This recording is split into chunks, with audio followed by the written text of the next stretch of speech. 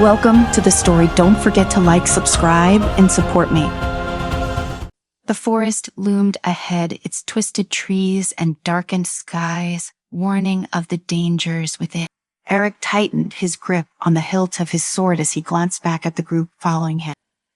Each member of this unlikely team carried their own burden, and though they appeared calm, he could feel the weight of the task ahead pressing down on all of them. His mind wandered to his brother, the look on his face the last time they spoke, angry, accusing, and then the emptiness when he was gone. It was Morris. It had to be. Eric had no proof, but he knew deep in his bones that the dark sorcerer was responsible for the disappearances in the village near the dark forest. And not just the disappearances, but the madness that followed. Mothers had been found wandering in the night, searching for children they swore were still alive.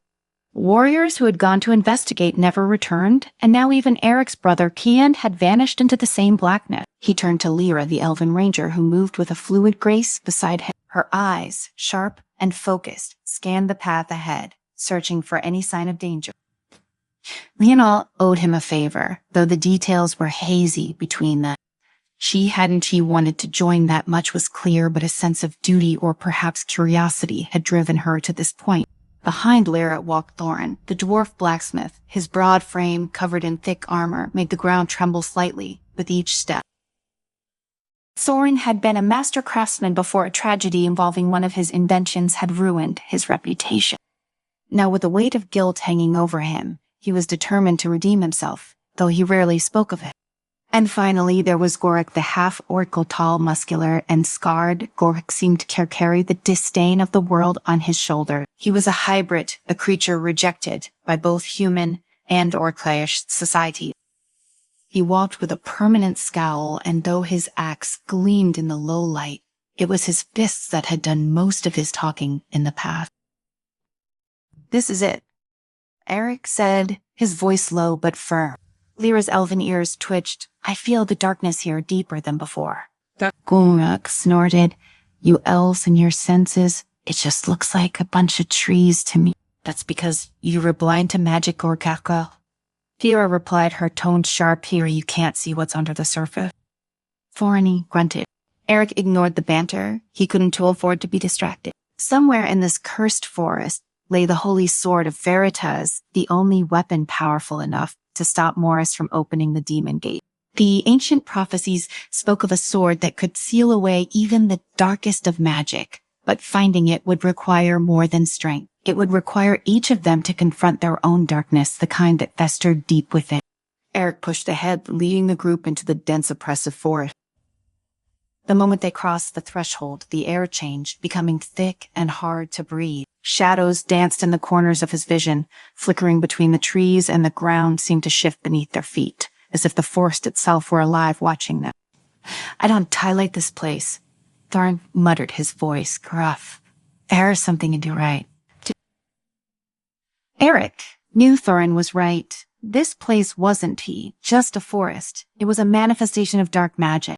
Morris had twisted the very essence of nature here, turning the land into something unholy. As they ventured deeper, the trees grew taller and more twisted, their bark blackened and cracked as if burned from within. There were no sounds of birds, no rustling of animals, only the oppressive silence of a place long forgotten by light. But there was something else in the air. Eric could feel it, a whisper of voices just beyond hearing, like the forest itself was speaking to them. Then the visions started. The first came for Eric. He saw it out of the corner of his eye, a figure standing between the trees, familiar and haunting. He stopped, his breath catching in his throat. "Callum," Eric whispered. The figure stepped forward, revealing a pale face, gaunt and hollow, with eyes that glowed a sickly red. It was Kira, or what was left of him, the image twisted, flickering in and out of focus, and then his brother was gone, replaced by nothing but darkness. "What is it?" Ala asked, her bow raised, scanning the tree. Eric shook his head, swallowing the lump in his throat. Nothing. Let's keep moving." But it wasn't nothing. He knew that. Now the forest was playing tricks on his mind, using his guilt, his fear. He couldn't afford to let it weaken him. They were getting closer to Morris, closer to the heart of this evil. As they pressed on, the others began to experience their own vision. Lyra froze, her usually calm demeanor shattered for a moment. Eric saw the fear flash across her face before she quickly masked it. Whatever she had seen, it had cut deep. Keep moving, Eric urged. It's just illusions. The forest is trying to break us. But it wasn't just illusions. The deeper they went, the more real the visions became. Lyra saw her king turning against her for betraying them by joining this mission. Thorin was haunted by the face of a dwarf prince, bloodied and broken, the result of Thorin, Scythe's failed invention. And Gorak heard the mocking laughter of both orcas and humans alike, taunting him for being neither. By the time they reached the heart of the forest, the group was exhausted. Not from the physical journey, but from the mental toll of facing their deepest fear. But they were being tested, every step bringing them closer to the holy sword, but also closer to the edge of madness. Are we even going the right way? Gorak growled, his frustration boiling over. We've been walking for hours, and all I see are more damn trees. We're close. Lyra said, her voice tight. I can feel it. The magic is stronger here. Eric looked ahead, and through the thick mist, he saw a faint glow, barely visible, but unmistakable, the holy sword of Veritas. There. We were almost there. The group moved forward cautiously, but as they approached the glowing sword, a new presence made itself known. A soft voice, feminine and otherworldly, echoed around them. You seek the sword of Veritas, but you are not yet worthy. From the shadows stepped a figure, tall and ethereal, her skin pale and shimmering in the faint light. She was Aurelie, the spirit guardian of the sword, her eyes filled with ancient knowledge and sadness. Who are you, Eric asked, his hand hovering over his sword. I am the keeper of Veritas, Aurelie replied, her voice like a gentle breeze through the tree. And I know why you are here, but to claim the sword, you must prove yourselves worthy. Each of you carries a burden, a darkness that must be faced before you can wield such power. Eric felt his heart sink, another test, another obstacle, but there was no other choice. What do we have to do? You must confront your fears, your regrets, Aurelie said, stepping closer. Only then will the sword be yours. One by one, the group was forced to face their inner demon. Eric was first. He stood before Aurelie, his heart pounding in his chest. She raised her hand and the forest around him shifted. The trees vanished, replaced by a battlefield, a memory from years ago. His brother, Kian, lay before him, blood pouring from a wound in his chest. You could have saved him, a voice whispered in Eric's ear. But you hesitated. You were afraid. Eric fell to his knees, clutching his chest as the guilt washed over him. Kian had been his responsibility, his younger brother who had always looked up to him. And he had failed him. But now, standing before the illusion of his brother, Eric realized something. The voice in his head wasn't Kian, said it was his own. The guilt, the anger, it was all coming from within him. I am sorry, Kian, Eric whispered, but I have to let you go. The battlefield dissolved, and Eric was left standing alone, the weight of his guilt lifted. Nero's next, her trial was different. She found herself back in her homeland, surrounded by her elven kids. They looked at her with cold, accusing eyes, their voices filled with contempt. You betrayed us, one of them hissed. You've sided with the humans. You've forgotten your place. Lyra's heart ached at their words. She had always felt torn between her duty to her people and her desire to see the world beyond their border. But now, faced with their anger, she realized something. She had never betrayed her people. She had followed her own path, made her own choices. I am not a traitor, Lyra said firmly, her voice steady. I am more than just an elf. I am my own person. The illusion faded, and Lyra stood taller, her heart lighter. Lyra's side trial came next. He found himself back in the forge, standing over the body of the dwarf prince who had died because of his invention. The prince and blood stained his hands, and the weight of his failure crushed him. You were careless, a voice whispered. You killed him. Thorin's hands trembled as he looked at the body before him. The guilt had haunted him for years, but now, standing in the memory, he realized something. It had been an accident. He hadn't meant to cause harm. Thorin stared at the body of the prince, his chest tight with the weight of guilt. For years he had carried this failure like a stone, letting it dictate his every move. The loss of the dwarf prince had haunted him, tainting his once great craftsmanship and turning his hands into trembling tools of shame. But as he stood in the memory watching the scene unfold again, he realized something. He hadn't been careless. It had been a tragic accident. He knelt by the Prince Sarah's side, his heart aching. "Kirina, sorry," Seer Twin whispered, his voice gruff with emotion. "But I can carry this any longer. It was never meant to happen, and I have to let it go." As the prince's body faded into nothingness, Thorin rose feeling lighter than he had in years. The weight that had crushed him for so long was finally lifted, and for the first time since the accident, he felt the spark of his old self, the master craftsman who had once shaped legends from metal and fire. Gorok was the last to face his trial. He found himself standing in a village square, surrounded by orcas and humans alike. Their faces were twisted in cruel mockery, their voices blending into a cacophony of laughter. "You will never belong," they jeered. "Not human enough for them, not orcsy enough for us. You read nothing." The taunts were nothing new to Gorok. He had grown up hearing them, first from the orca warriors who saw him as weak, then from the humans who feared his strength.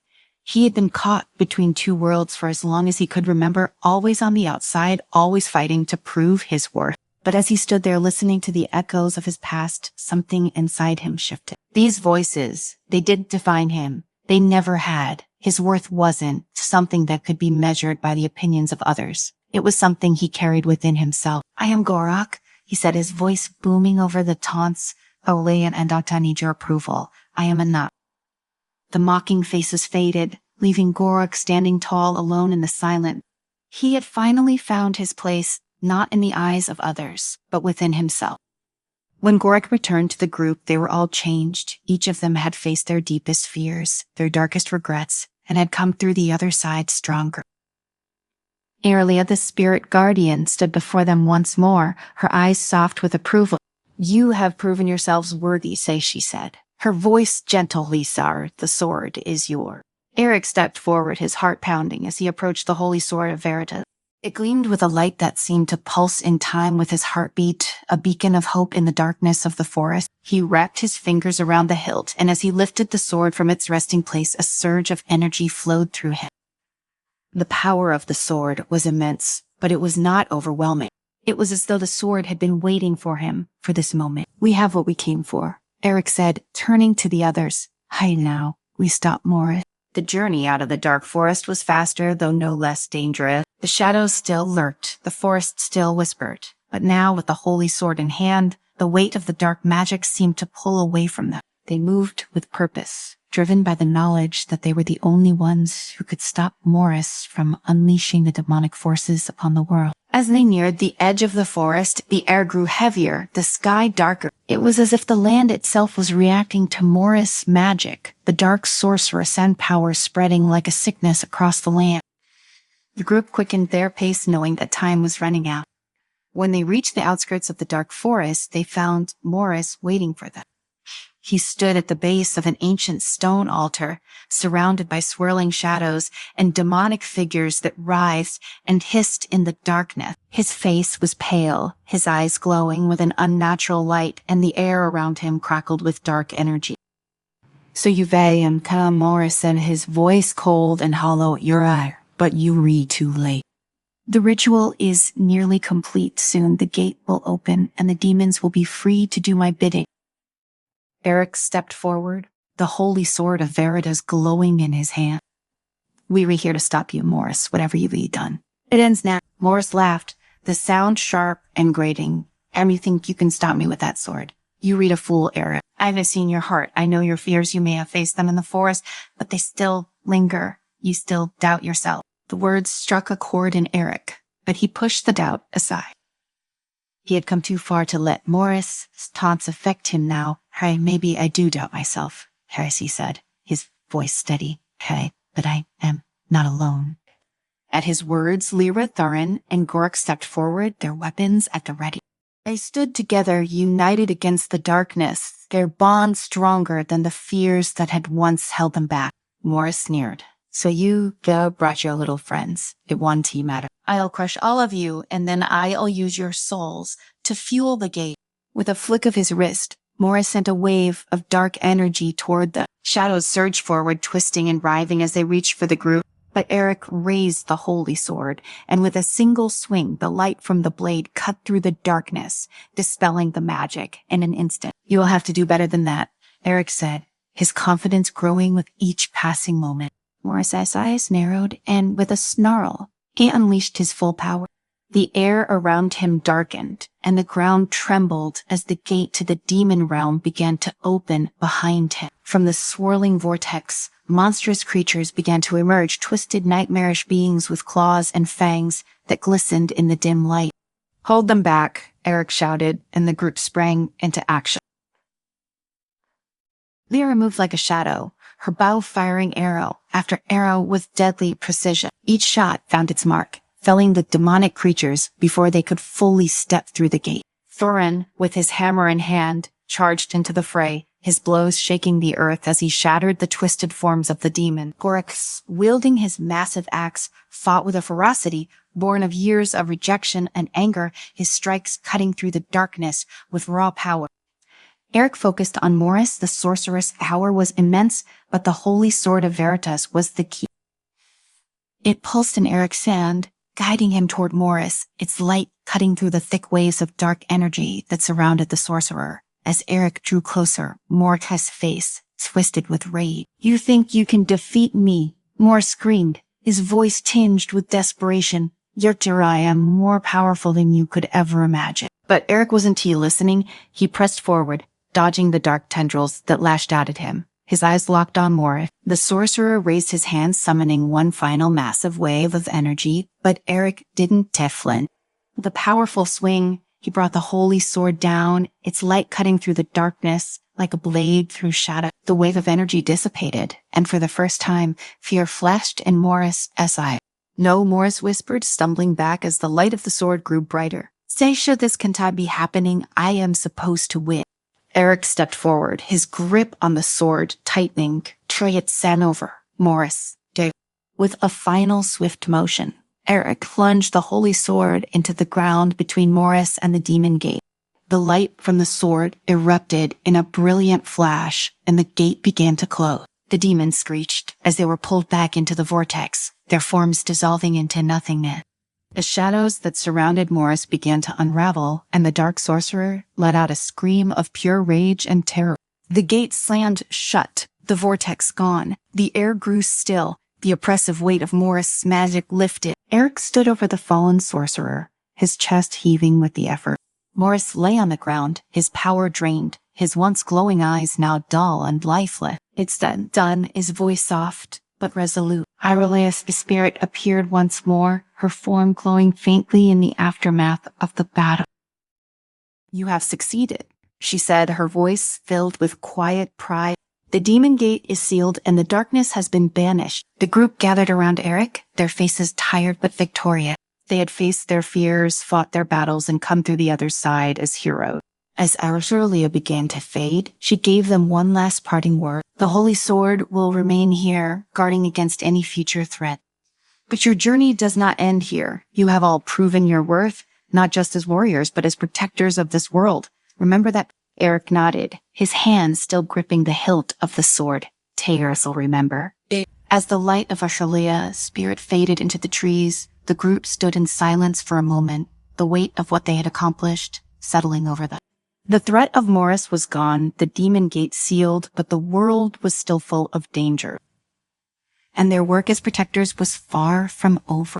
Together they turned away from the altar and began the journey home, their steps lighter, their hearts stronger. Whatever challenges lay ahead, they would face them together.